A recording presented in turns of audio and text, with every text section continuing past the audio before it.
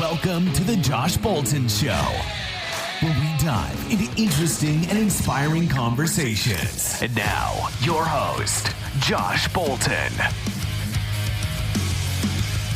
Before we get started, tell me about yourself, what you do, and a little bit about your books.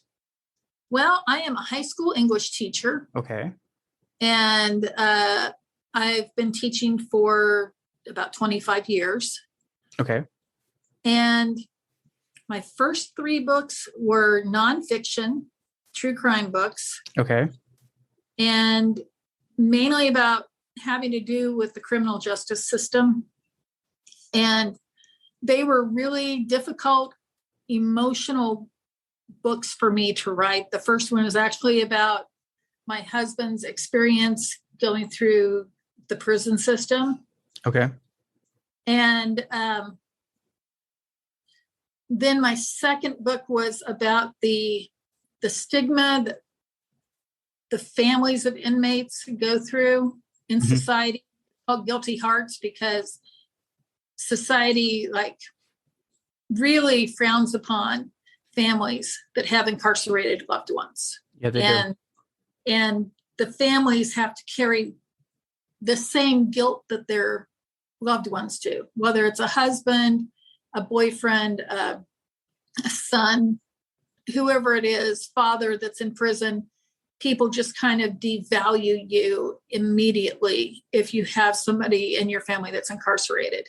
Mm-hmm. So, I don't go around and say, there are people I know who don't know I'm married to an inmate, because I don't go around saying, "Hi, I'm Caroline and I'm married to an inmate." Mm-hmm. That's not a good, it's not a good cocktail introduction. Yeah, exactly. Especially as a teacher, it can go bad pretty quick that way. Yeah, it gets political and they're like, "Oh my God, get her out. She's going to do something." Yeah, well, I actually was teaching one place where they're like, "Oh my God, she's got access to the school and he could rob the concession stand." Yeah. My husband is in prison for robbing 12 banks with notes. I have a feeling that concession stands are a little below his pay grade if he had any inclination to commit more crime. You know what I mean? Mm-hmm. That's just really stupid to say that he could rob the concession stand. Plus, they obviously don't know how concession stands work, because the money is not kept there in the concession stand. You turn it into the school immediately after the game. So I take Snickers bars if that's what they're worried about. But that's just ridiculous. And so then my third book was called Inside the Death Fences, Memoir of a Whistleblower, because I was a prison employee. I taught in a maximum security men's prison. And it's about my journey from going from naive public school teacher to becoming a whistleblower on corruption within the prison system. Okay. And my efforts to clean up the system and testifying in front of the State House of Representatives and things like that. So yeah, it's a really ugly system that most people never see. Mm-hmm. And that's what kind of makes my husband and I compelling, is because he was just a regular middle-class guy next door before he made some really bad decisions in the heat of being panicked about losing his home and having his children be homeless at the time because the Great Recession was going on. Right. 3 months before he started robbing banks, he never would have thought, he'd have told you were crazy if you told him he was going to rob banks. He's like, what? No. So people sometimes make stupid decisions. But so here we were, 2 middle-class people. My dad was a sheriff's deputy, and the chances of us ever seeing the inside of a prison, a maximum security prison, had been pretty slim in our previous lives before ending up there. And so we were able to look at it not as somebody who was conditioned to the system and who had lots of family members that were already in the system, or had worked for the system. All of it was fresh and new to us. And so we were able to look at it like what regular everyday people would be surprised by. Right. Yeah, and there's a lot. I at one point was thinking of being a prison guard, and one of my cop buddies like, "Oh yeah, I used to work it. I'm good with the warden," but he's like, "It's a rough life, even for the guards." He's like, "You're too nice. I don't think it would end well for you." And not just because of the inmates. Right? Yeah. He's. Place. Oh no, he actually said that. He's like, the inmates, as long as you give them respect, they'll give you respect. But he's like, the officers, though, he's like, they're criminals, but they're not. He's like, but they're not in the system. That's the problem. Exactly. At my pre-hire drug screening, the officer who was doing that, we, chit-chatted while we were doing the test and everything. And he goes, you seem like a pretty nice lady. He said, and a lot of people are going to tell you, you need to beware of the silver-tongued devils who are the inmates, because they are going to try to talk you into doing and saying things that you shouldn't do. But I'm telling you right now, you're going to have to be just as careful with your coworkers, because he said a lot of times the only way you can tell the difference between the inmates and the employees is by the color of the uniform they wear. Mm-hmm. He was right. And that was a big one, because I talked to him, then I was talking to a nice lady before all the pandemic lockdowns, and she even said the same thing. She's like, the officers are just as bad as the prisoners, but because they have the shield, nothing really happens to them. Yeah, the same major that I was blowing the whistle on, 6 months after I left the prison, of course, I was the horrible employee, supposedly, right? I was the one that had gotten rid of, because I was just, awful. Well, 6 months after I left, that major was arrested by an outside drug task force for drug distribution. Mm-hmm. So that was vindicating to go, wow. You thought I was bad. Yeah. Maybe you should have listened to what I was saying, But sadly, it turned out the wardens did know. Oh, they're usually in on it. Well, they had been told by a sheriff, it turned out, a year before the arrest, what was going on, and that they were investigating the major, and they still covered for him. Mm-hmm. No, that was the thing he was telling me. He's like, the police union in general, it's good, but he's like, the way it's gotten, and too many people of corrupt power have gotten into the union. Essentially, he's like, that's why the shootings have gotten out of hand, the prison stuff, because he's like, essentially the union is going to stand there and block everything. And he's like, before the union would have been like, oh yeah, you're right, he's a bit of a criminal, here you go, kind of thing. But now he's like, I'm appreciative, my job's safe, but he's like, at the same time, I get he's like, the one bad apple makes the whole batch bad. He's like, I don't like associating with them either. Yeah. And what happens is they then train the young people coming in to do the same thing. And so that one bad apple becomes entire bushelsfuls. Yeah. Like two or three cycles later of officers, they're all bad. Yeah. Yeah. And it's really hard to rehabilitate inmates and get them to be better human beings when they get back out on the street, because 97% of all inmates do get back out on the streets. Mm-hmm. It's really hard to rehabilitate them when they're looking at the authority figures around them who are behaving criminally. So it's like, if they can do it, I can do it. Yeah. And sometimes they're taught worse lessons, like the people who get their jollies just by intimidating people, inmates, and harassing inmates and jerking them around. It teaches these people, especially when they've been in 5, 10, 15 years of being treated like this by multiple employees, it teaches them that as long as you have the upper hand, you can do whatever you want to people. Mm-hmm. And that's a horrible lesson for them. It really is. Yeah. They might be in for some, totally unrelated type of crime, but they come out fairly hardened, mm-hmm. and with a chip on their shoulder and angry at law enforcement and anybody who wears a uniform. So that it's just really a bad, and they look at other people as, well, why can't I do something to you? Because it happened to me all the time. Right. You know what, Caroline? I love this. Can we do a quick introduction? I'm just going to keep all that introduction of what we were doing. Yes. So please introduce yourself. Hi, I'm Caroline Giammanco, and by day I'm a high school English teacher, but I'm also a writer. I do true crime nonfiction writing, and then my most recent project, it's called Into the Night. It was something that I wrote for fun because I was kind of burnt out from the nonfiction, and it is a collection of science fiction and paranormal short stories, and all of them have a twist to them. Ooh, I like it. We're definitely going to have to talk about the other three too. Okay. So we already did the introduction of what you were doing and where you're at with your books. So what was your initial inspiration to write a book about your husband's conviction? Well, it was a crime spree that took national attention. It had garnered national attention, and he had refused to talk to any of the reporters. He did one Good Morning America interview and one with a local station, and those were the only interviews that he did. Larry King wanted to interview him. Geraldo Rivera wanted to interview him, and Keith just wasn't going to do it.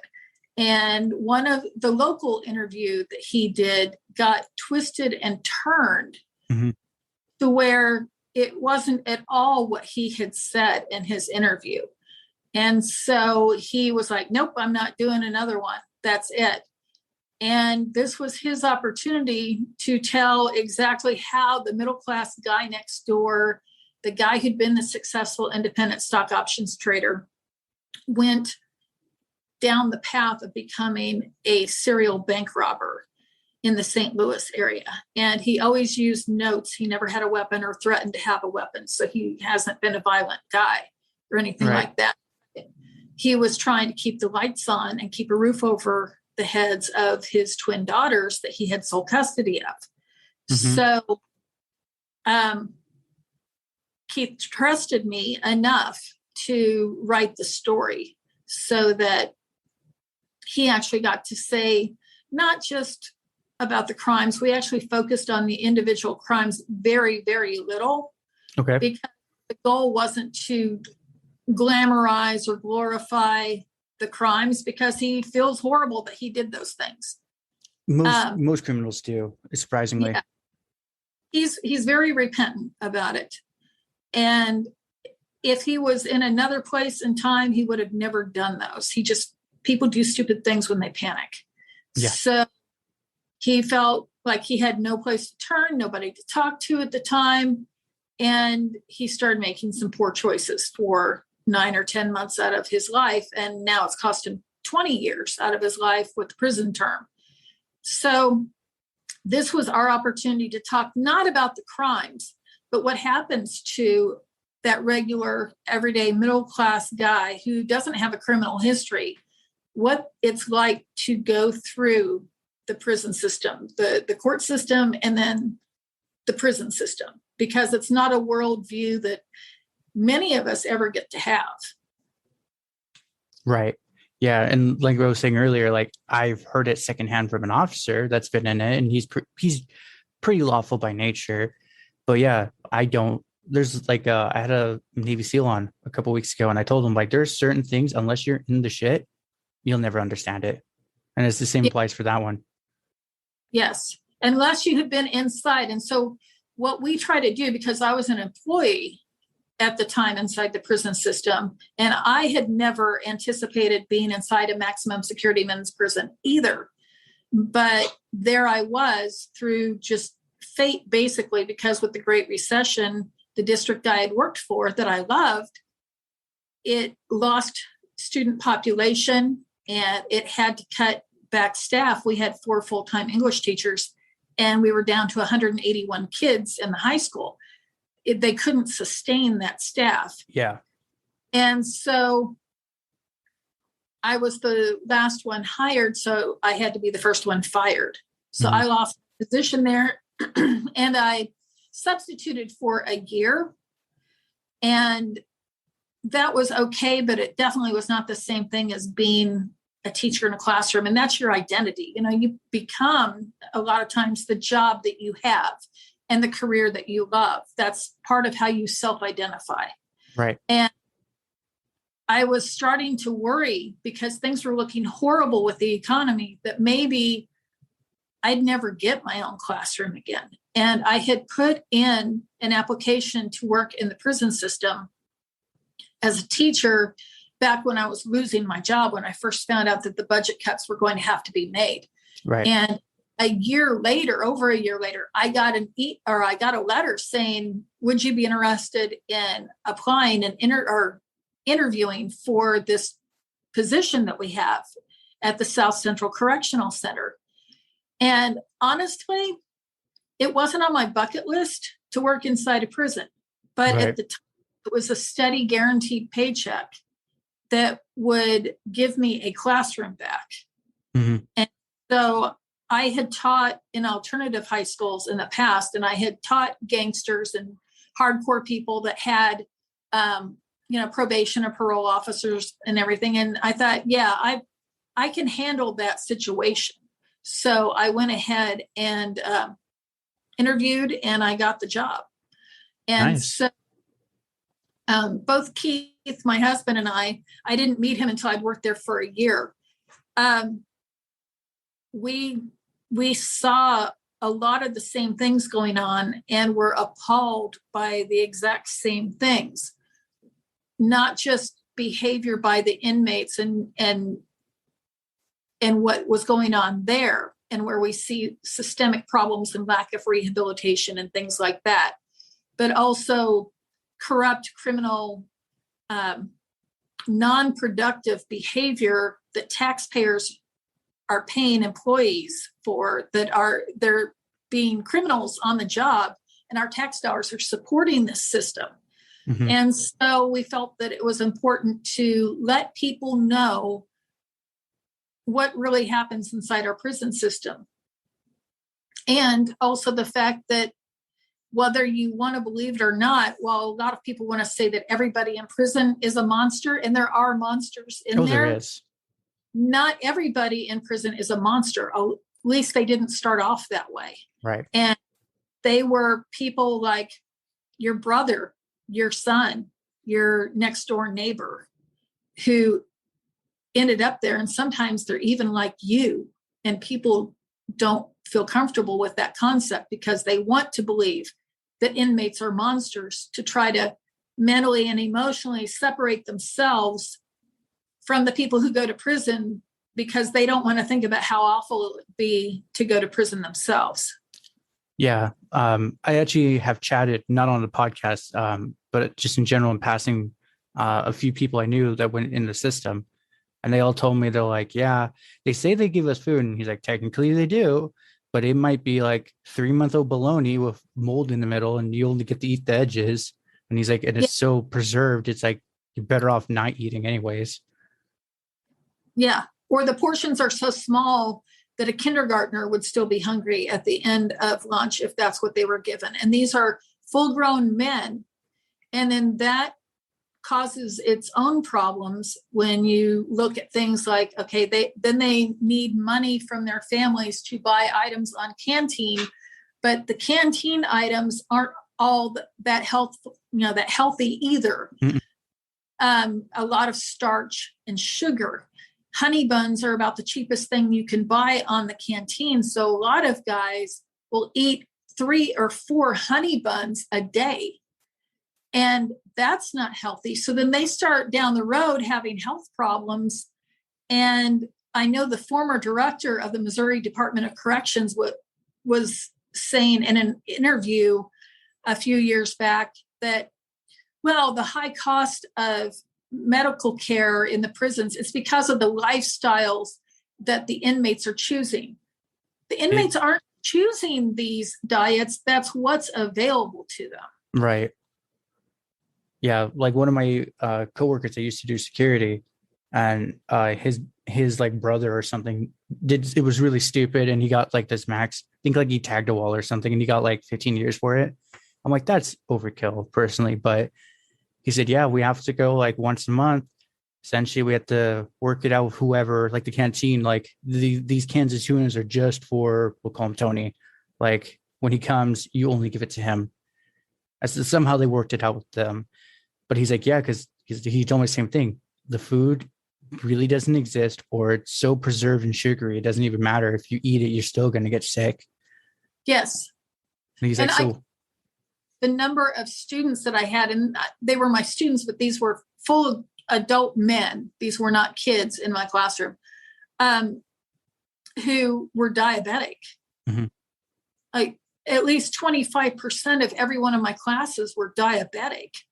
And that's way more than the general population. And so the only other way of looking at it is either diabetic people are more likely to commit crime, which I don't believe is true. I don't believe it either. Or there is something that happens to them inside the prison system that causes them to become diabetic, which I believe is what the cause of that is. Because diabetic people are not diabolical. No. At least like majority. There's always that like 1% though. Right. But that's true of any type of person. Right. But you know what I mean? Like it's not just that, oh, brown-haired people are more likely to go to prison. No, that's not the same thing. Right. Which is true. You know what I mean? It's not that diabetic people are more likely to commit crime. It's that once they're in the system, between the sketchy healthcare and the poor diet that they have available to them, their bodies change and they develop these conditions. And then that also leads to heart conditions and things like that, that also cost the taxpayers money in their healthcare. Oh, absolutely. My one buddy from high school, his one grandfather actually intentionally got himself in prison because he had a very rare like brain disease. And he's like, if I commit a small crime, it'll be 2 years of my life, but they have to fix my head. And he's like, that wouldn't cost me $1 million, 2 years of my life. That's not hard. And I'm like, really? He's like, yeah, he did it. He's literally just getting out now. That wouldn't work in Missouri. It wouldn't work in Missouri? No, it would not work in Missouri. In my classroom, I had a guy who had to leave class to go to the dentist. Okay, no problem. So he came back towards the end of class. Classes were 3 hours long. Came back towards the end of the class and his entire jaw was swollen. I mean, it was like he had a baseball on the side of his face. Oh my God. And I'm like, Sturgeon, what did they do to you? What happened? Well, the dentist didn't just drill into his tooth. He drilled all the way down into the guy's jawbone. Why?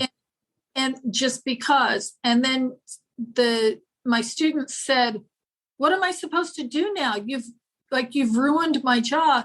And the dentist said, well, you're going to have reconstructive surgery after you get out. Ha ha ha ha. Yeah. No, that wouldn't work here in California.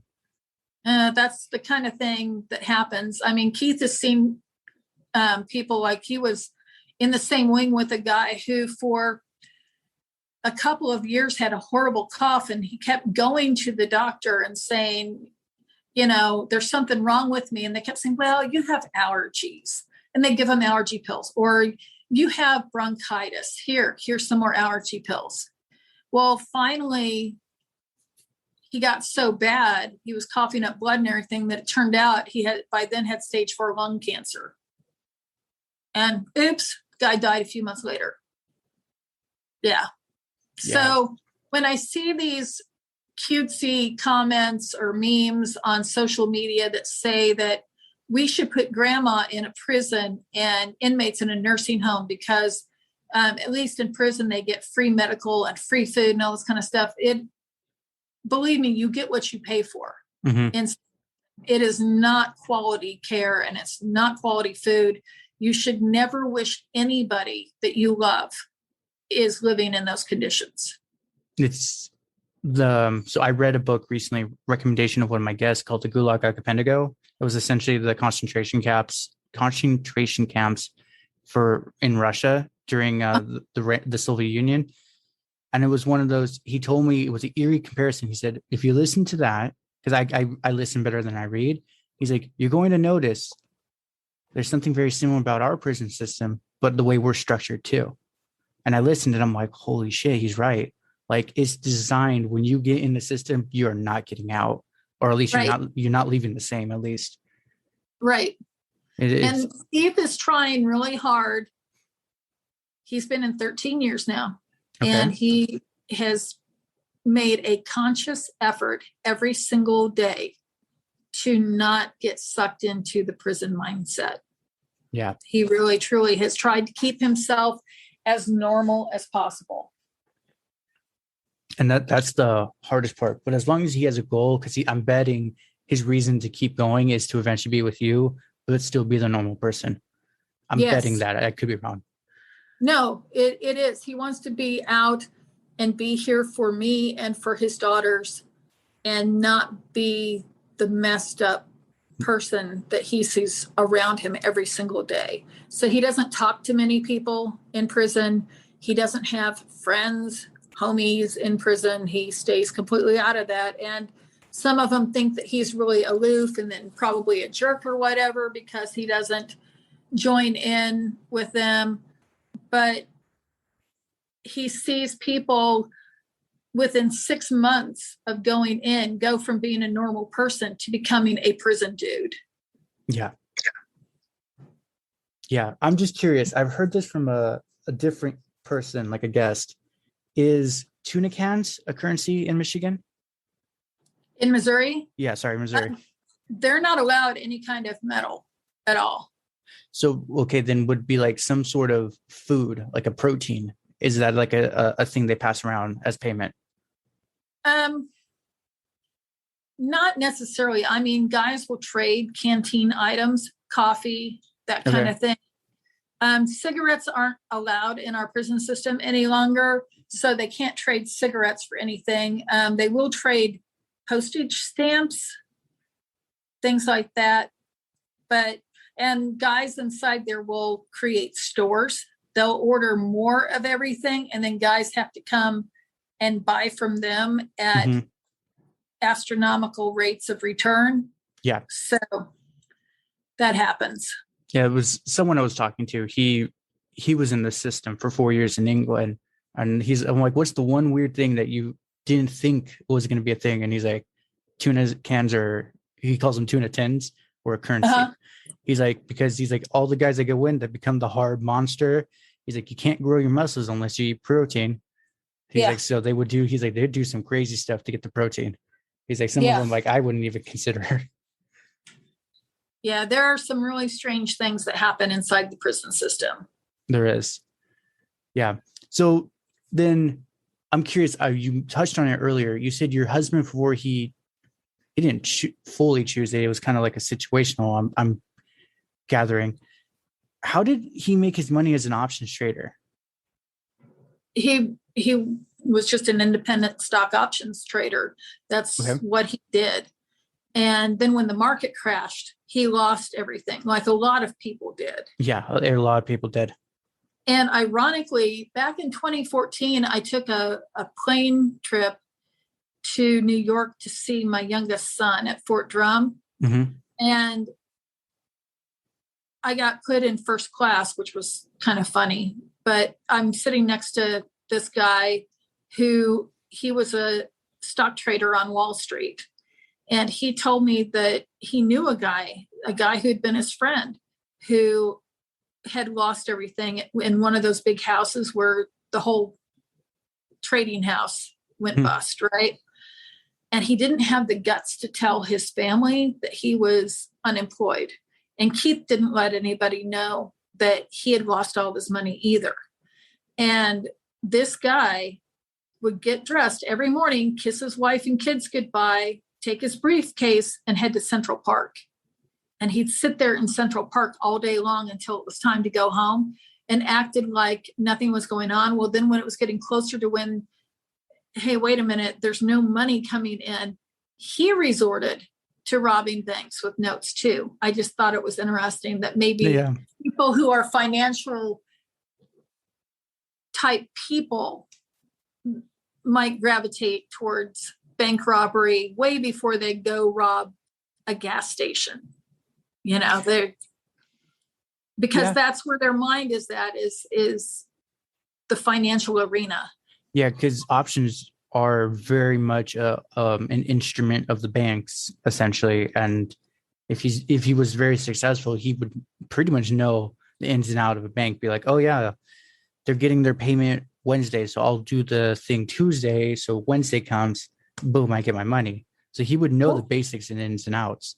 Yes, and interestingly enough, you want to know where he learned most of what he needed to know to rob banks? Where? The FBI website. Really? Yes. In fact, when he was arrested, the FBI agent said, how did you go? You're just like a regular middle-class guy. How did you know how to rob banks? And Keith said, you taught me. And the agent was like, what? And he goes, I went to the FBI website, and on there, you tell about all the bank robberies, and the people who were caught, I read what they did to be caught. And I thought, okay, I won't do that. And then the unsolved cases, I read what they had done. And he said, I'll do that. And that's how he knew how to pull off the bank robberies. And it was actually a fluke. An employee broke protocol and followed him into the parking lot. And that's how he was finally identified. And the FBI agent told him, if you had stopped at number 12 or at number 11, we never would have known who you were. He said, we thought you were coming from Chicago or someplace to do this instead of living right here in the community. Mm-hmm. So, yeah, I mean, he's a very smart guy. He just, part of it was ego and pride. He didn't want to admit that he had lost everything. Right. He'd always been the go-to guy for his family. If people ever needed money or backup or something, he was always the one they went to, and he didn't want them looking at him like a loser. Yeah. Most people in a competitive industry like that take pride in that. I can make it work. I can do this. And when it doesn't work out, they're like, well, I don't want to be like, you said you could make it work kind of thing. Yes, exactly. So that's how he got into it. And as I had mentioned before, the second book that I wrote was called Guilty Hearts. And it was looking at the profiles of different families who have an incarcerated loved one. And it's called Guilty Hearts because families carry the guilt and the shame and the stigma of their incarcerated loved one. And it's kind of a shadow existence that they live in plain sight, mm-hmm. because nobody wants to be punished or dropped as a friend or lose their job because they love somebody who's incarcerated. And I've had people say to me, well, how could you love an inmate? How could you marry an inmate? And my answer is simple. I didn't marry an inmate. I married Keith, the man that I love. Right. And he happens to be incarcerated right now, but that's not his identity. He's not just a faceless inmate, one of masses. He's a full-fledged human being who made mistakes and is now paying for them.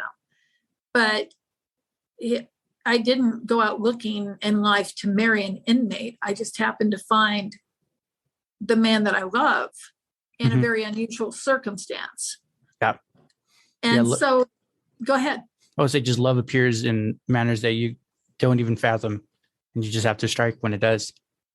Exactly. And I wasn't going to pass up an amazing person just because he's not out there still pulling in the money as an independent stock options trader. Mm-hmm. I mean, that just seems extremely shallow to me. And so, yeah, I'm the one paying all the bills right now, but it's not the first time in my life that I've been the one paying the bills. So that's just the way it is right now. And so I wanted to give a voice, because a lot of people at book signings for my first book, Banknotes, about Keith's crime spree, and his experience in prison, a lot of people would say, well, you seem really normal. And well, yeah, I guess you and Keith are, they'd read it and they go, you and Keith, you guys are okay. You aren't weird. I'll tell you what, some of those other people, they're just like the crazy cat lady. And I thought, no, I know a lot of people who are very normal, decent people who just had something unfortunate happen in their lives, and they're not going to stop loving their husband. They're not going to stop loving their son or their brother just because he made a mistake and he's in prison. Mm-hmm. Because when I worked for the department, the number one leading indicator they taught us at our seminars was the number one leading indicator for inmates to have success on the outside and not reoffend is to have a strong, positive social network. So society wants anyone who loves an inmate to do the right thing and just save themselves and not have anything to do with the inmate anymore. But really, society is not served well by having the inmate lose everybody who's important to them, because when they get out, if they don't have anybody to be good for, it's already hard enough for inmates when they get out. What's the sense of even trying anymore if they don't have anyone positive in their life anymore? So it's short-sighted for society to expect people to throw away someone who made a mistake. And there's a lot of people who do things in life that are very destructive, but that doesn't mean that they go to prison for it. Right. I contend that the president of the Chamber of Commerce, who has a pinstripe suit and a briefcase, who is Mr. Wonderful out there in the community, but goes home and belittles and emotionally, verbally, and sometimes even physically abuses his own children. Say he has 4 kids. Those are broken people now. Mm-hmm. And they're going to go out into society and have broken relationships with other people. But yet everybody says, what a great guy Joe is, the president of the Chamber of Commerce. Those are more damaging than if somebody steals my individual car. But yet society is going to say that the guy who stole my car is the monster that needs to be in prison. And you steal a car and you go to prison, but you destroy your children and you're still a high-ranking member of society. So it's not as simple as, well, they broke the law. A lot of times people do bad things but don't break laws. That's actually one thing. I've had a chat. Well, I do martial arts. So my martial arts instructor, one of his close friends is going in, and he's like, I don't get it. He was a good person, this and that. And I said, did you only know him topically? You would only talk to him at parties? He's like, yeah. I'm like, it's easy to carry a facade for an hour or two. Easy. But the beast is hidden behind the mask. The moment he gets home, the teeth show. And that's where I said, it's hard to trust someone. I told him in a less polite way, I said, essentially, if you trust him instantly, something's wrong, kind of thing. Yeah. Psychopaths are getting people to like them instantly. That's right. So, because he didn't realize he was a psychopath. I told him, like, that is, his brain feels no emotion. He does not care about the consequences. He will crush whoever's in his way for his success. Yes. And I said, but he never physically hurt someone. And by your definition, then he hasn't done a crime. Now that you've heard all this, is he a criminal? And he's like, but we can't measure that. I'm like, of course you can't measure it. It's not a physical item. It's not like a car where you can say it's 6 feet long, 3 feet wide. This is the emotional deep scars that you'll never be able to measure. And because you can't see it, does it exist then? Yes, exactly. And so it's a whole lot easier for people, though, to just say, oh, those bad criminals, let them rot in prison forever. But that's not necessarily the cure for improving society. It's not. It's just not. And so then my third book that I wrote was called Inside the Death Fences, Memoir of a Whistleblower. And it follows me on my journey from going from public school teacher to teaching inside a maximum security men's prison for 2.5 years. and my determination after being in there and seeing the corruption that happens that we pay for as taxpayers, of cleaning up the system, because it is not helping our communities at all to have a corrupt prison system. I've had legislators tell me, well, that's just the way it is. I don't know. We can't do anything about it. Yeah, you can. They're the ones that hold the purse strings. They're the ones that have the power to say, you guys are going to clean up your act. And they need to get the gumption. They're afraid that their opponent will say, oh, well, you're soft on crime because you were saying that there were problems inside the prison system. No, corrupt systems do not rehabilitate people. They don't. And so we get a very poor product for all the millions and millions of dollars that we spend on so-called corrections in this country. It's like $725 million a year just in Missouri. So you think of the 50 states, those are billions of dollars that are being spent on corrections, and they're not, in many cases, doing anything to truly rehabilitate these people. Keith always says rehabilitation should start day one. The first day somebody steps foot inside a prison, they should start getting intensive rehabilitation, intensive therapy to stop whatever behavior it was that led them to be in prison in the first place. Mm-hmm. Because the only way we're going to fix them. And that reminds me, when I first started working at the prison, my oldest son came home on leave from the Air Force.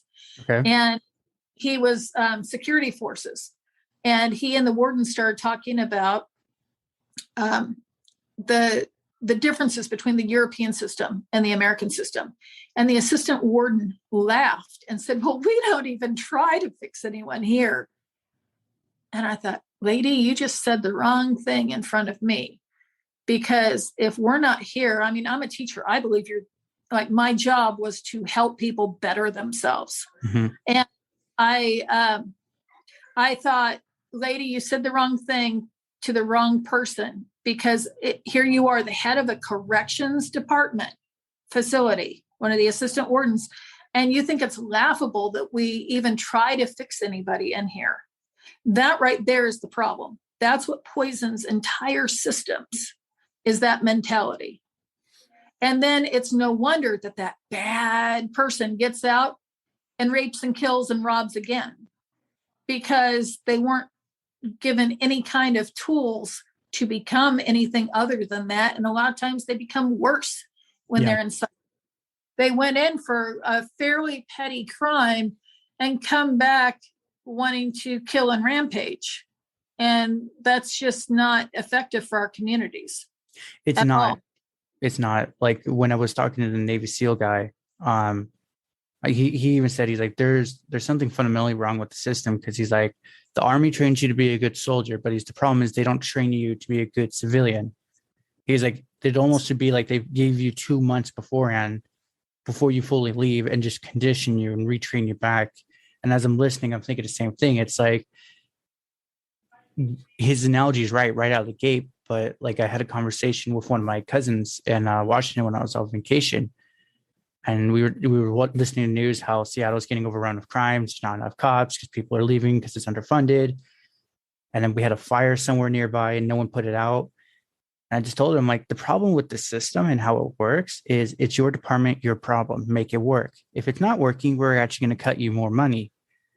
And I said, it becomes a very self-fulfilling prophecy. You don't work because you don't have enough money, they cut you. It doesn't work, you lose more money, they cut you. Yes. Only with corrections, it's the opposite. It's not working, and we keep giving them more money every year. Interesting. Yeah. Yeah. Because when I first started writing about all this stuff, we were at like 680 million a year, and now we're up over 725 million. And it's not because they've gotten better. And we actually have fewer inmates in the Missouri system now, but yet every year they want more from the state legislature, and they get it.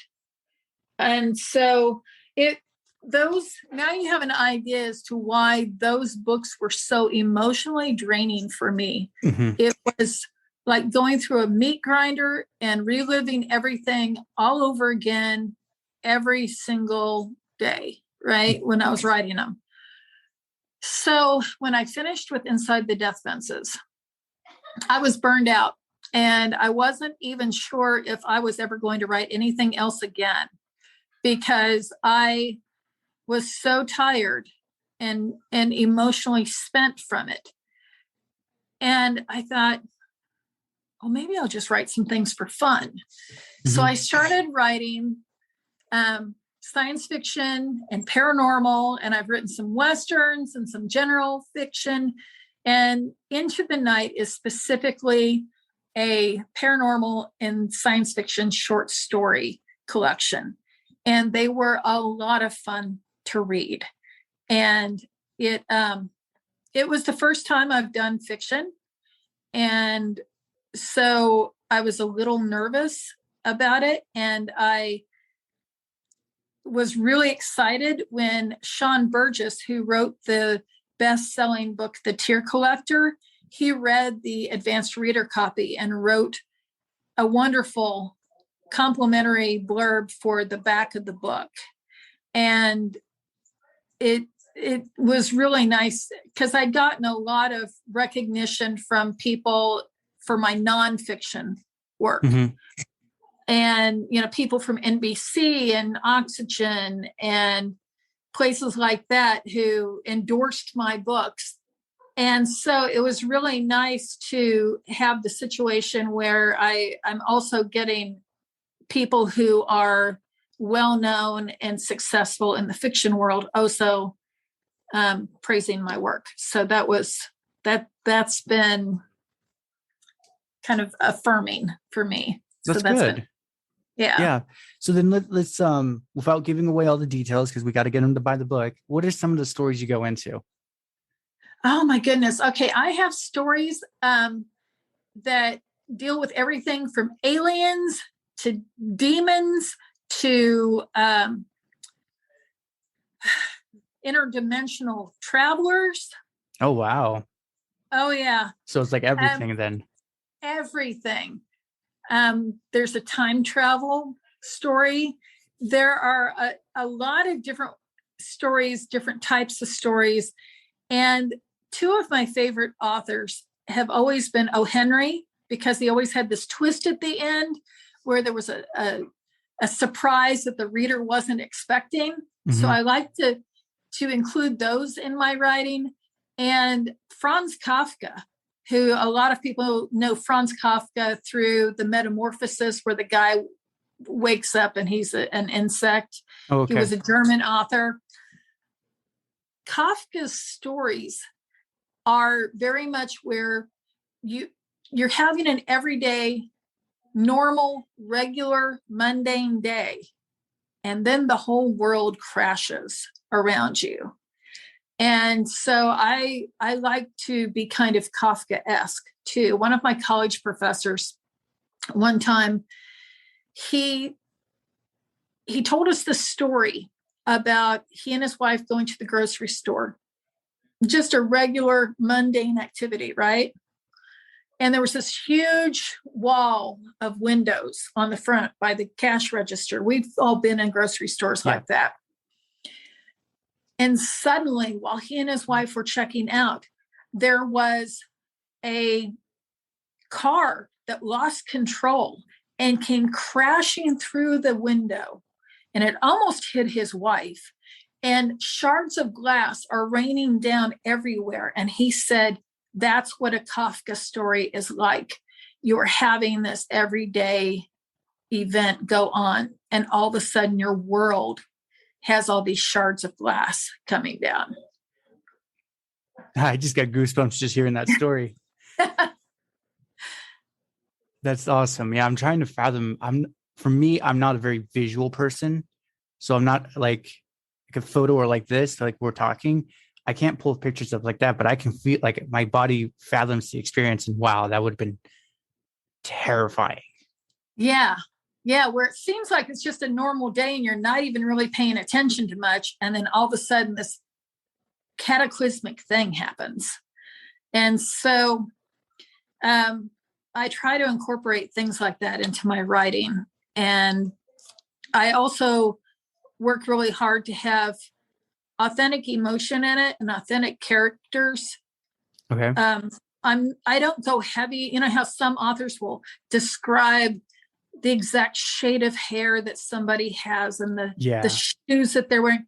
I don't do that. I don't want to be Thomas Hardy writing 3 pages about what the tea set looked like. I don't want to do that. That drove me crazy in college reading that stuff. That was me sorry, you go ahead. I'll say that was me when I was listening to Moby Dick. I was like, 3 chapters to explain a whale. We get it. Yeah, it's a big ocean living creature. We got it. Yeah, exactly. And I tend to let people visualize it themselves. Like I might say, like one of my characters, you know, the wind blew wisps of brown hair into her face or whatever, that's the most description I'm going to give you of that person, because I try to write it so that people can actually picture that person however they want to, instead of being so wrapped up in trying to visualize, well, what does this person look like? You said they look like this and this, and no, just go with the story and feel like you're there in the moment with that person, with it happening.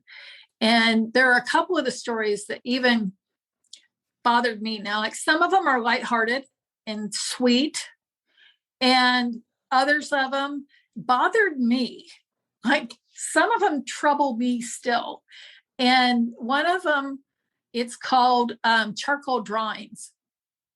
And late at night is when I do my best writing, because the world doesn't interfere with my thoughts or anything like that. So I'll be laying there in bed typing. And so I got into writing this story. I had like maybe the first third written. Well, so then I really got into it, and I wrote, and I got to the end of it. And I realized it was 1:30 in the morning and it was completely dark in my room. And I'm like, oh man, I do not feel comfortable right now, because it's about a teacher. And I could completely feel everything that teacher was going through in this. And that was another one where it starts off, it seems like really sweet, what a cute little story, and then it's not cute. It reveals, it's like, oh, holy cow. Don't turn off those lights. Do not turn off the lights anymore.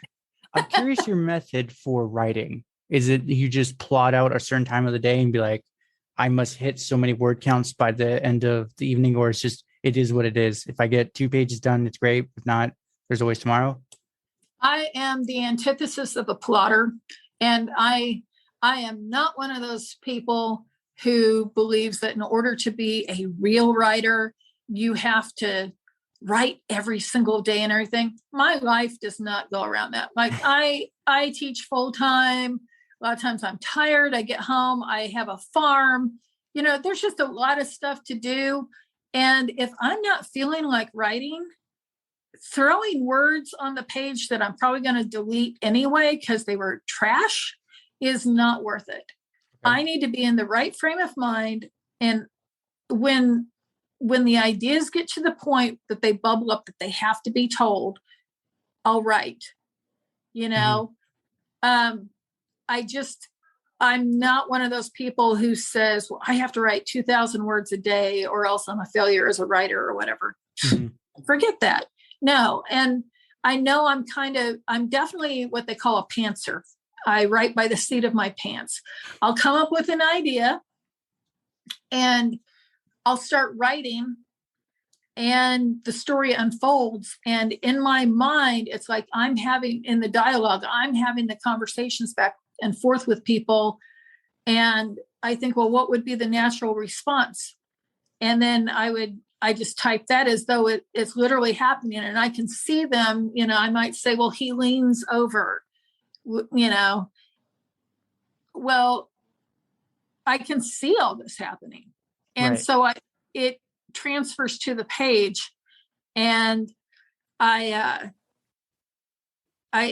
believe that if I tried to make it to where I had to write every day or I had to reach a certain word count, that it would seem too much like drudgery to me, and I would lose my creative spark altogether. I couldn't do that. And I probably come up with my story ideas in a different way than a lot of people do. I will think of sometimes 10 or 15 at a time titles for stories, and I will make a Google Doc for each of those titles. Okay. And some other time I'll go in and I'll be looking at the titles and think, oh, I think this would be a great concept. And so I'll write a few sentences down in that Google Doc of what the character's name should be, the main character, and what the general premise is of the story. And then that's as far as I go on plotting anything out. I'll know what I want to have happen at the end of the story. But the middle is free game. Yeah. The beginning and the middle is just to let that creativity flow to get them to that point. Right. And so that's how I write. And I know it's not like a lot of people write, but it works for me. Hey, at least it works. Because I'm saying the only reason I asked was I read the memoirs of Stephen King for writing, and he's like, every day, no matter what, even if it's about a chicken taking a shit in the yard, you're writing it. I'm like, that would be a waste because I'd scrap that story anyways. Yeah. I'd do the 2000, but then I'd just be like, that's stupid. It's literally just a chicken in the yard taking a shit and eating bugs. Why did I do this? Exactly. It's got to have a point. And Keith has said all along that I don't ever do anything unless it matters. Mm-hmm. And so if I put my time and attention towards something, it's because I believe it matters. And I'm not going to sit there and write something unless I really want it to matter. It's not going to just be an exercise in futility. It has to be actually productive in some type of way, or there wasn't any sense in doing it, because it does take energy to do. Oh, it does. It takes a part of you to pour into these stories. And unless I'm going to make it something that I'm happy with, then there's no sense in doing it. And it's not as though I don't go back and edit and edit and edit and edit. I definitely do. For some people, they can write it and go back and check for occasional errors, and then they're good. Not me. I don't know why, but for me, it's kind of, writing is kind of like creating an alabaster sculpture. Mm-hmm. Alabaster is very hard, and you have to sand it and sand it and sand it and sand it. And that's what I tend to do, is I write the story out, and not that it was bad, but I'll go through and go, I've used that word a couple of times. I need to use a different word, and just, I need to add this aspect to it. And so for me, all of my books have taken between 1.5 years and 2 years to write. Okay. Just because I'm not satisfied with the first run or the second run or the third run or the fourth run. I have to go through and give it time and give it space in my head to go through and look at it fresh. That was actually one thing I noticed that you did that King recommended, is to put it aside for a couple of months so it's not fresh in your brain. And then when you look at it, because it's not currently a part of you, you can easily kill your children to make it work better. Because if it's still fresh, you're going to be like, but Aunt Jemima has to be on the chair. And then when you reread it, like, why is she on the chair? Exactly. Yeah. Or you realize, okay, in my mind, as that movie was playing out in my head, I saw it doing this, but I never said, I left out this part of what was going on, or there needs to be more of this or more of that here and there. Mm-hmm. And so, for me, it takes a while, but generally I'm pretty happy with how it turns out. And thankfully, I've had a lot of people who've been pleased with it. And there is a narrator. She is a voice artist named Nari Kwok, who has the Into the Night podcast. Okay. And she does podcasts of my stories. Some of them are in the book and others are just like Westerns or, general fiction type of stories that aren't in there. And so anyway, she has garnered a fairly substantial following for that. And she also did the voice work for Inside the Death Fences, and she's got the contract to do the Audible book for Into the Night too. Wonderful. Good for her. Yeah. Yeah, she's a great lady. Yeah. I'm assuming her voice is very soothing and good, very wonderful to listen to, kind of thing. It is. It definitely is. Okay. That's one of those. I'm going to have to look up the podcast. What is it? The Into the Night show? Into the Night pod. Okay. Yeah. Like if you go on Twitter, it's at Into the Night pod. Into the Night pod. There we go. And my Twitter is at Giammanco book. Okay. Yeah, we'll get that. I'll get that linked up and everything. I'll throw that Twitter in. Anything else you want specifically to go over with your books, or did you think we caught everything?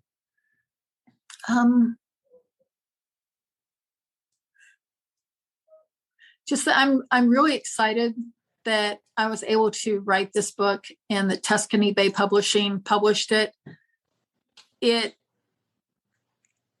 Those are topics that I've been interested in my whole life. I grew up with my family talking about the possibility of aliens or what else is out there or what possibilities exist in the world that we live in right now, ghosts and that kind of thing. I grew up watching The Night Gallery, Twilight Zone, Kolchak, The Night Stalker, all of those.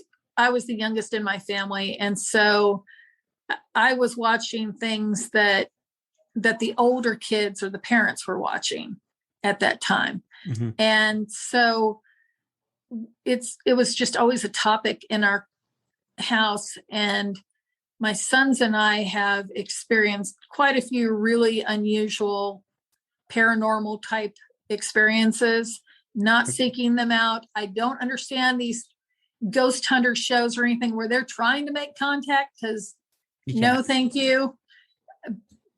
Not looking for that. But yeah, I've happened to run into some situations that were extremely unsettling to where it's just kind of natural to write about these kinds of things. And after the hard press true crime stories that I've written, it was nice to be able to create the monsters instead of write about the real ones. Right. So there's been a lot of enjoyment from that too. I'd also like to say that Into the Night releases on August 17th. Let me repeat that. Into the Night releases on August 17th. Okay. I just typed in Into the Night. There's like so many different variances of it. So I'll figure out which one's hers. Yeah, it's at Into the Night Pod on Twitter. Okay. I do not have Twitter on my phone, so I'll pull that up later. Okay. I do want to add something though on the ghost thing. I've had some interesting experiences too with ghosts, and people are like, oh, they don't exist. I'm like, they're maybe not like the transparent human or the ghost sheet thing, but it's like it's energy. Because like the house I was up in Washington for vacation, it was essentially a quarantine place for lepers back in the 1800s. So they didn't really have Interesting. Yeah. So there's a lot of paranormal activity in that house, and there's nothing malicious or anything like that. But like, if you have your phone, you can make a call outside. The moment you walk in, everything's gone. But there's signal all around the place. And that's where I always joked with my parents, because we would hear creaking and this and that. And there was no wind. I'm like, oh, the ghosties are walking again. Hopefully they don't do anything crazy today. Well, when my boys were little, we moved into a house in Bolivar, Missouri. And they were visiting their dad in Seattle. while I had moved in there, right? So I moved in while they were still on their summer visit with their dad. So they fly in, they come in, everything seems okay. I'd noticed a couple of weird things in the house, but it's like, well, I signed a lease. This is where we're going to be for right now, right? Mm-hmm. So about one of the first nights that they slept in the house, those old unfinished, those stores that used to have unfinished furniture, and you could buy the furniture and then stain it and varnish it and everything yourself. Mm-hmm. Well, there were some heavy duty bunk beds that my boys had that I had done that with. I had finished it myself. Heavy wood, right? So one night, Rick's on the top bunk, Kevin's on the bottom bunk, and the light, the lights are out. It's time to go to bed, and they can hear this breathing. And Rick tells Kevin, stop it, go to sleep. Kevin's like, I didn't do anything, you stop it. Right, Kevin, stop. It's quiet, and they hear, and Rick goes, Kevin, I mean it, stop, right? And Kevin's like, I didn't do it. And so they start arguing back and forth, and then they realize they can still hear the breathing while they're arguing with each other.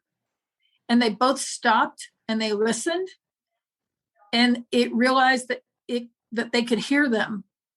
And I heard the commotion, and I didn't know what was going on. And the boys slept with me every night after this.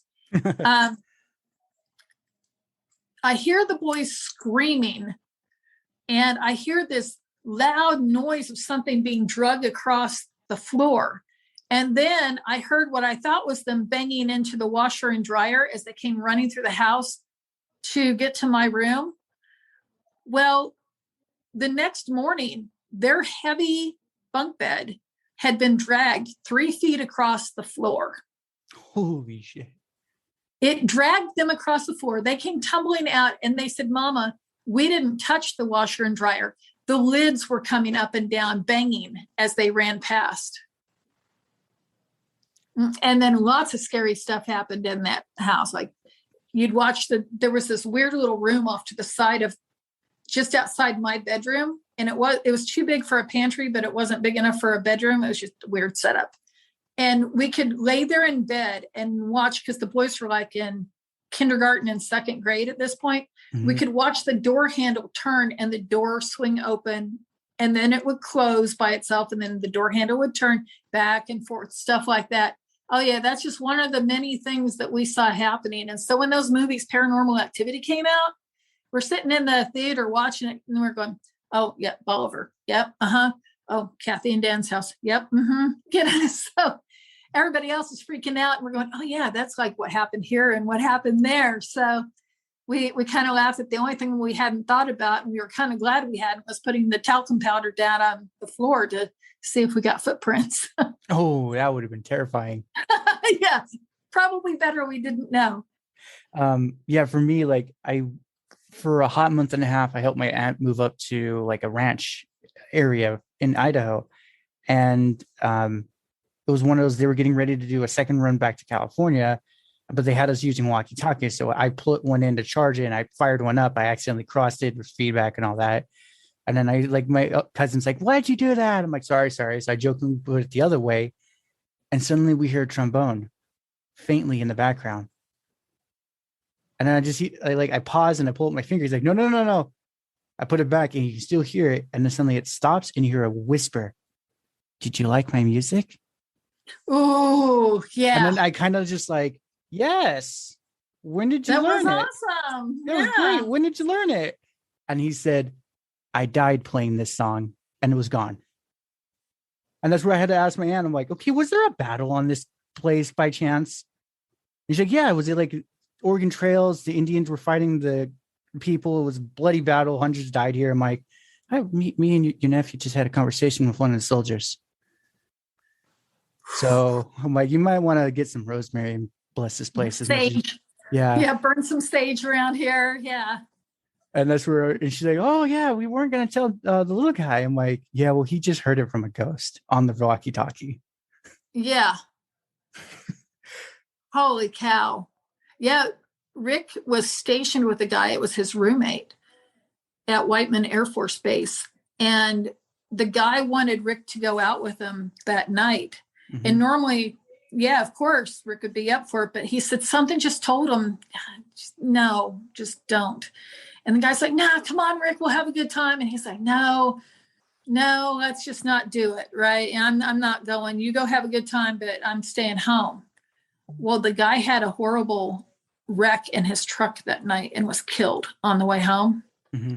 And Rick would have been too if he'd been with the guy. And so a couple of the guys that they were stationed with were into the ghost hunter type stuff, and they had recording equipment. And they set a recorder out by the guy's truck at the salvage yard. Okay. And they played it for Rick. And it was crazy because on the recording, you could hear somebody pop the top on a beer and then take a drink and go like that. And they told him, they called him by name. I can't remember exactly what his name was, but they told him goodbye at the truck. They're standing there at the truck and they said, man, we're going to miss you, bye. And the guy's voice said, bye, back on the recording.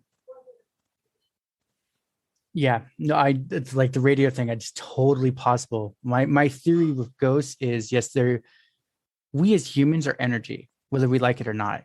And you can't necessarily destroy energy. It's transferred or it stays, but that's it. That's really all we can do. I'm like, that's science. Right. The spirit, whatever you want to call it, it's energy. Well, if the energy doesn't move on, so that part is up to you if it's heaven or hell, or if you're still here, what is it going to do?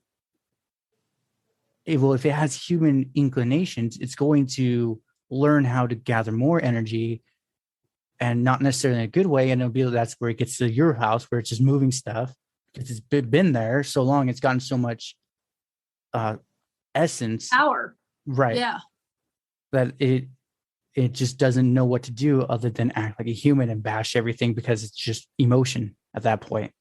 Yeah, and usually not good, comforting emotion. No, it's not. It's usually the anger and regret that keeps them there. Yeah. And the reason I bring that up is there's a place in Oregon called the Oregon Vortex. I actually don't know if it's still open. I haven't gone in like 10 years.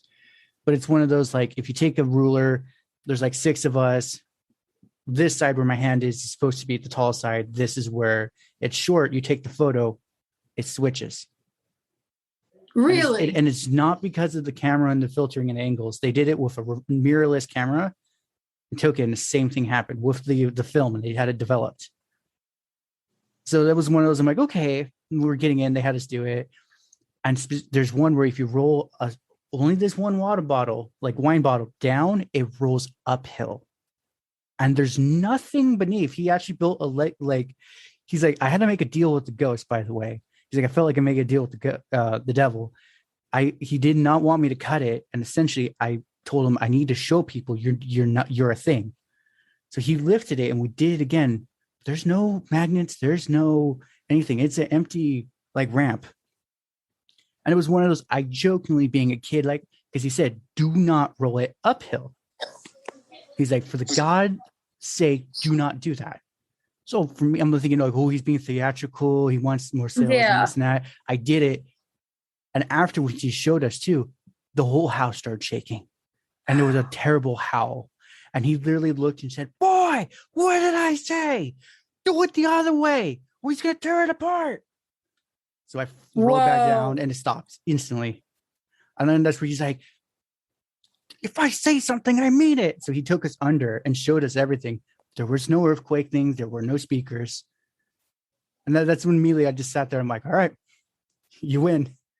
Yeah. Yeah. Well, that thing in the house in Bolivar, I would have to make deals with it, and I would talk to it because activity would get really big.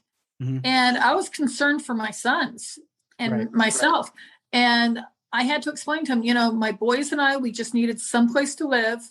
The lease was up in December. And this isn't our house. We don't think this is our house. This is your house. But we just need a place to live here. Right. For just the time being, we needed a place to live. This is still your house. And things would calm down for a few days. And then it would start amping back up again. And I'd have to have the same talk with it again. Mm-hmm. And be like, we're not trying to take your house. We know this isn't ours. So just, be patient, because we will be leaving, and then you can have your house back. Mm-hmm. And things would get better. Yeah, there's been all kinds of weird things that have happened in life. And I taught out on the Navajo reservation for a while, and years ago. And my sons, when they were young, I think it was that same year when they were in like kindergarten and second grade. My oldest still remembers this. The youngest was sleeping in the back seat.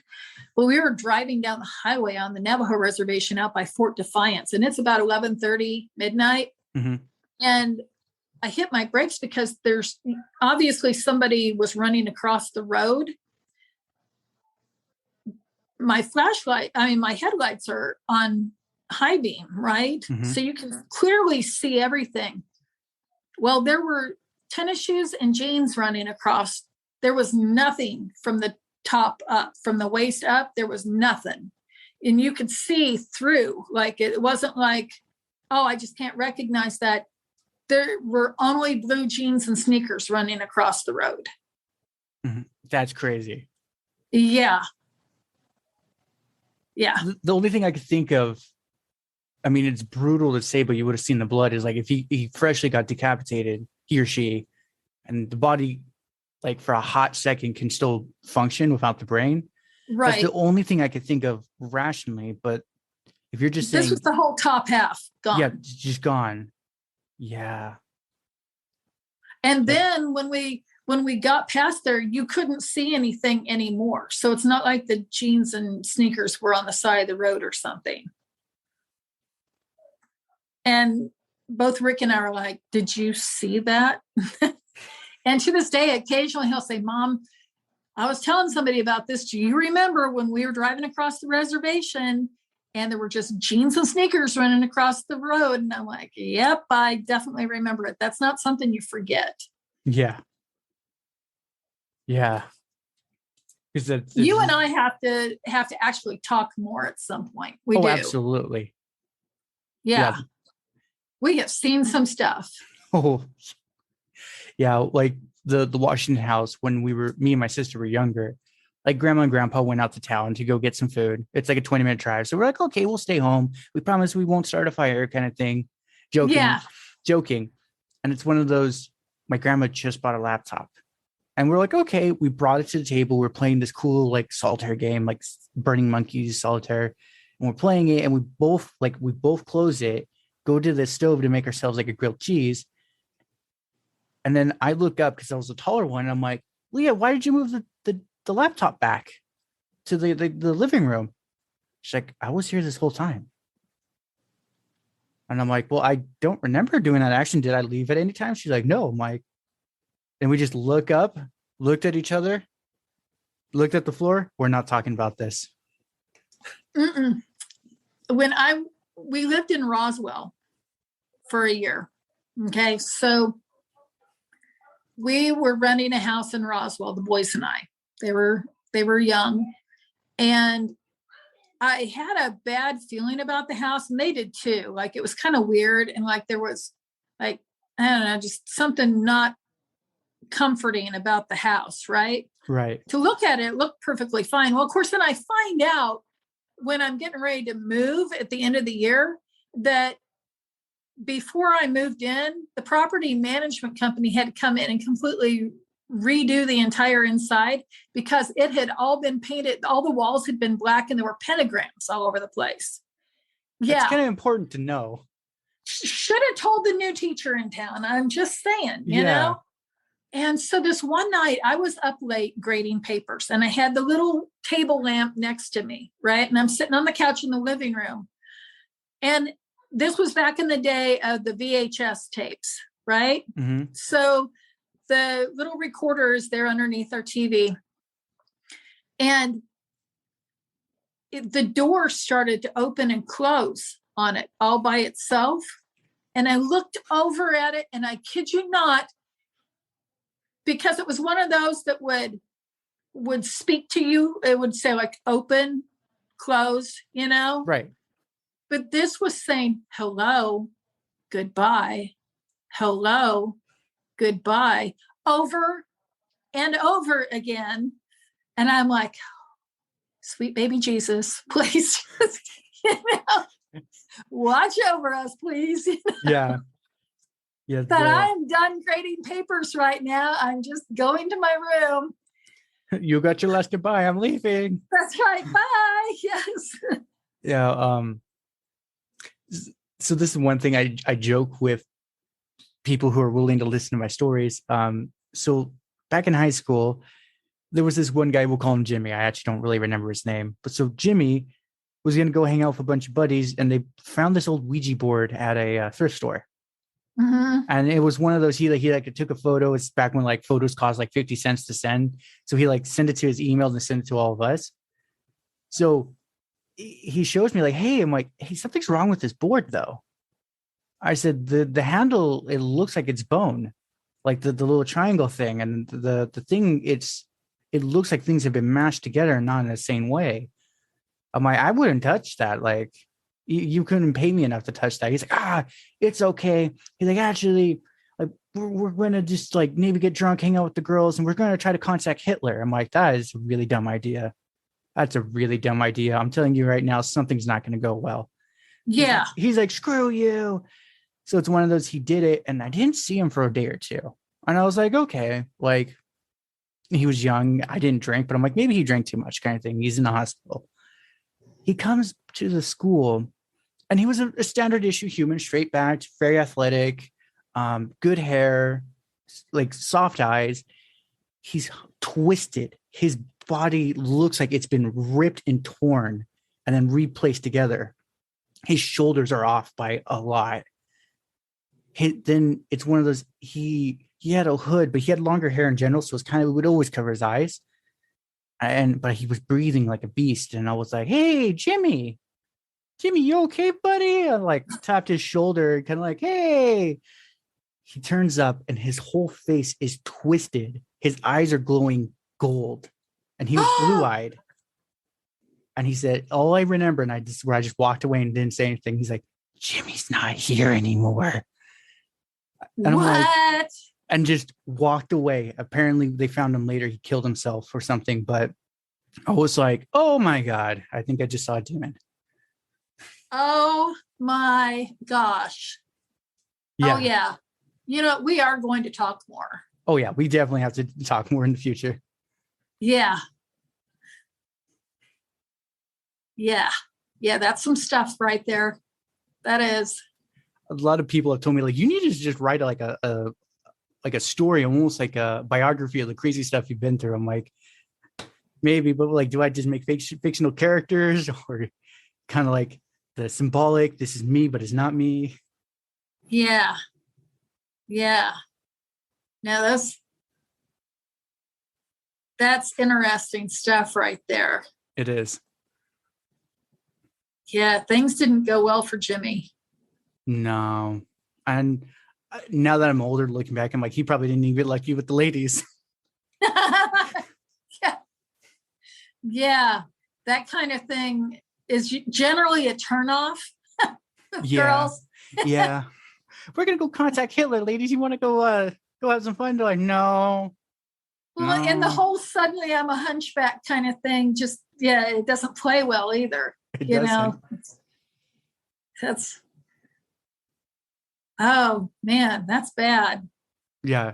And that's where one of those, like, afterwards, I was talking to my buddy because he knew of him. He would see me talking to him. So he was one of those, like, okay. I'm like, hey, you saw me earlier with that. He's like, yeah, that weird guy with the hoodie. Kind of like a Jimmy, but it wasn't. I'm like, no, that was totally Jimmy. But yeah, that wasn't But it him. wasn't. But it wasn't. Something was completely missing about him. And that's where he reminded me recently. Added. Something added to Jimmy that was not good. Jimmy. That's where he reminded me recently. He's like, yeah, remember that guy?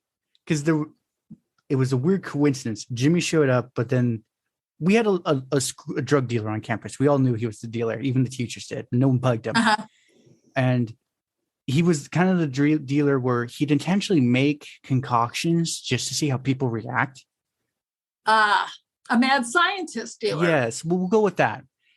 He decided, because he had a couple of split caps of ecstasy, some extra mushrooms left over, and a little bit of acid. Why don't I just mash it together, sell it to someone for $50 and see what happens? He did it. And it was like this one guy, me and him knew, and we just never said anything. He took it, and apparently he didn't die, but his subconscious was unfiltered while he was conscious. And he couldn't comprehend what was going on. And essentially, he's sitting there shaking in the table next to me. And I'm like, hey, calm down. He's like, Jeffrey's talking to me. I'm like, who's Jeffrey? I'm like, just curious. I've never heard that name come out of your mouth. He's like, it's a giraffe, and his mouth glows light, and it's telling me to kill myself. I'm like, well, definitely don't listen to Jeffrey then. Jeffrey's an asshole. And it was just one of those, he raises his hand and he's shaking like I am right now. He says, I'm going to the restroom. Come to find out later, he jumped in front of a semi-truck. He's like, I couldn't handle it. He's like, Jeffrey was too much, as he's like muttering as he's walking out. And it was one of those, I was like focused on we were talking about Animal Farm, the book, and then the movie, we were getting ready to watch it. And that's where he's like, oh, it's in between. I need to go to the restroom. And that's where essentially the cop, I guess the semi-truck, when he ran over, Jimmy was saying out loud, Josh was right. I shouldn't have listened. And he was just shaking as he was dying. And that's where they pulled me aside, because they're like, he was saying your name. And I'm like, it's just, I just told you. I'm like, this guy, he deals drugs. He just did an experiment and it didn't end well. It seemed like his subconscious was unfiltered. I'm like, I didn't push him. If that's what you're insinuating. You know, that's one of the concerns I have with drug use, is that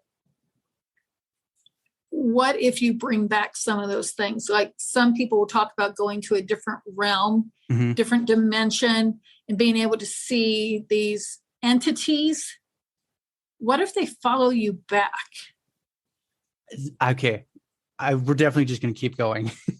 So, well, just so you know, for transparency's sake, I'm actually at a friend's house and I'm supposed to be socializing. Oh, okay. Then later we'll have to definitely call and do another one later. Yes. But essentially, when I got back from Idaho, I was me and my dad and his buddy, we were going to Bad Company, and his buddy made her own weed, like cultivated it and made cookies.